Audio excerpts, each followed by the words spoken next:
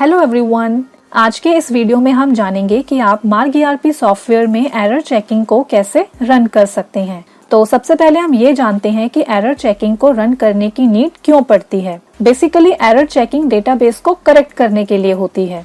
तो आइए इसमें अभी हम पहले कुछ इंपॉर्टेंट पॉइंट्स के बारे में जानते हैं। जैसे कि सपोज आप बिलिंग कर रहे हैं और आपका सॉफ्टवेयर क्लोज हो गया, तो उस केस में आपका स्टॉक और लेजर बैलेंस मिसमैच हो जाता है, तो उस केस में एरर चेकिंग रन करने की नीड होती है।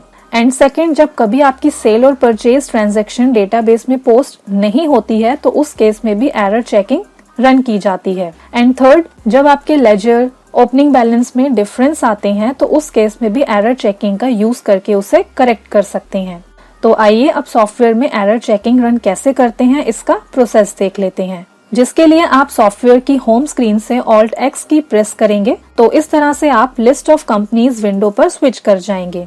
अब आप यहां से उस कंपनी पर एंटर की या F8 की प्रेस करेंगे जिस कंपनी की एरर चेकिंग रन करनी है। तो इस तरह से कुछ ऑप्शंस के साथ ये स्मॉल विंडो आपके सामने ओपन हो जाएगी और अब यहाँ से error checkings and rewriting options पर क्लिक करेंगे। Then check error for financial year की ये विंडो ओपन होगी।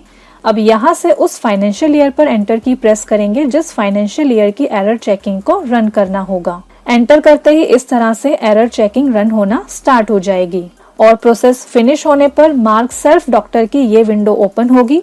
अब एरर चेकिंग को चेक एंड रीराइटिंग करने के लिए दिए गए दोनों ऑप्शंस पर, that is check and rewrite stock books and check and rewrite account books पर 1 by 1 एंटर की प्रेस करेंगे। तो इस तरह से आप मार्क सॉफ्टवेयर में एरर चेकिंग को रन कर सकते हैं। Thank you.